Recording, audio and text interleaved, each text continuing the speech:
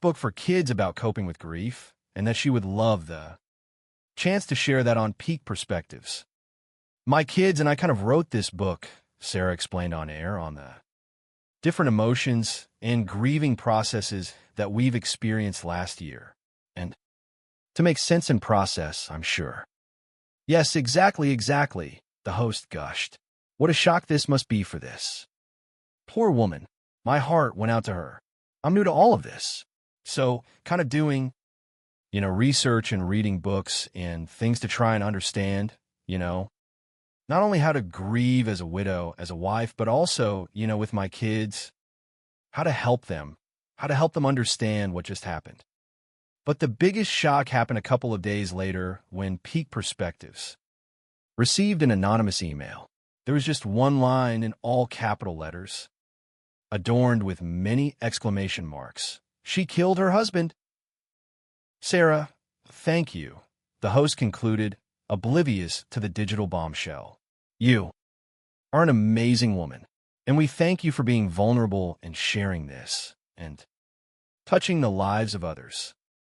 Thank you, Sarah purred, her eyes shimmering with genuine satisfaction. I really appreciate being here. Thank you, Sarah. All right, Peak Perspectives is back with more. While Sarah had seemingly moved on with her life, promoting her children's book about cosmic grief, authorities in Silver Peak had been digging, and what they uncovered was far from celestial. Chapter 5. The Fentanyl Fiasco and the Financial Funhouse. Were you first on today? Detective Reginald Reggie Stone grunted at the paramedic. We were second, the paramedic replied, adjusting his belt. And there was blood before you left. A little bit coming out as soon as we started doing compressions. Originally, it was one of the EMTs on scene who, perhaps influenced by too many medical dramas, had suggested an aneurysm. I wonder if he had an aneurysm or something with all the blood. Detective Stone, a man who's investigative. Methods primarily involved grunting and copious amounts of coffee, had found this a perfectly acceptable hypothesis at the time. It made sense to the family, especially Sarah, because what else would make a healthy 39-year-old man all of a sudden stop breathing in the middle of the night? But then the autopsy report arrived, landing on Reggie's desk like an alien artifact. And for the people who knew Barnaby, the results were absolutely shocking. The initial autopsy report came back. Drug intoxication.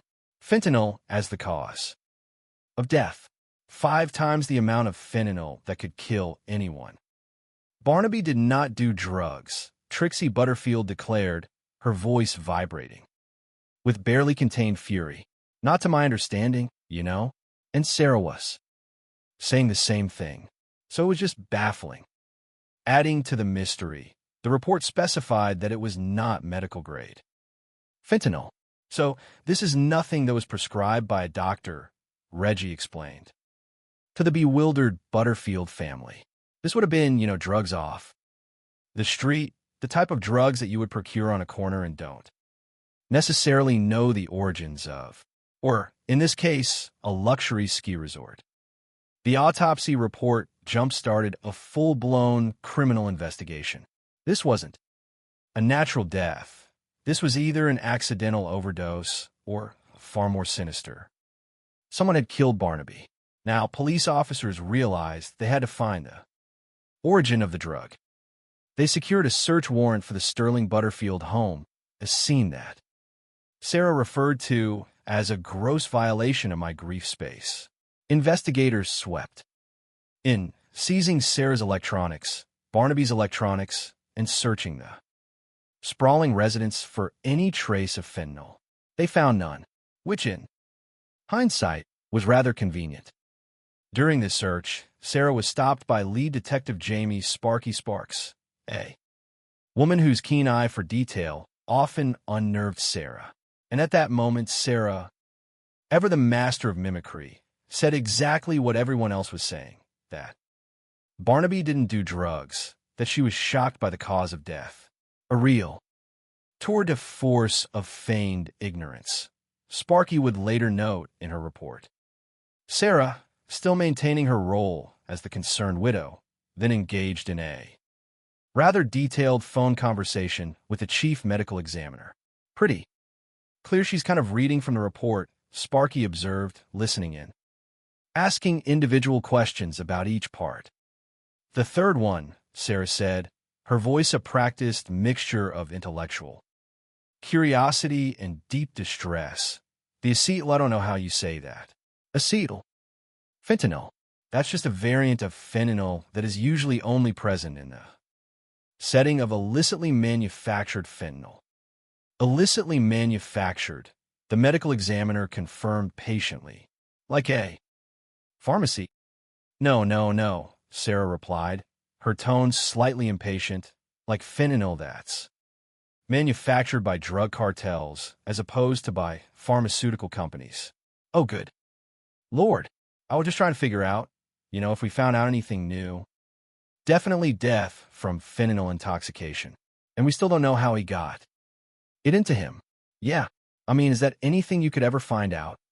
She had, Sparky noted, a remarkable ability to play both the innocent victim and the suspiciously knowledgeable expert. When the toxicology report officially came back, Barnaby's family, the Butterfield Brigade, descended upon law enforcement like a flock of very angry buzzards. Well, we have some concerns about the toxicology report, Martha Butterfield declared, her lips pursed tighter than a miser's wallet. Barnaby didn't do drugs. The Richens family was immediately suspicious that Sarah had a role in Barnaby's death, a suspicion that had been simmering since the day Sarah entered their lives. According to Barnaby's family, while it seemed like Sarah and Barnaby were flying high on a private jet of prosperity, when he died, it was a very different reality. Barnaby had discovered in 2020 that Sarah had taken out a loan to help her business and done so without telling him. Sarah had taken out $250,000 line of credit against the home, Cordy revealed, which Barnaby solely owned and had no idea about.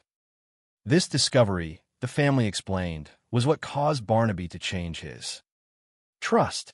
He wanted to make sure his children were taken care of, a subtle but firm vote of no confidence in Sarah's financial stewardship.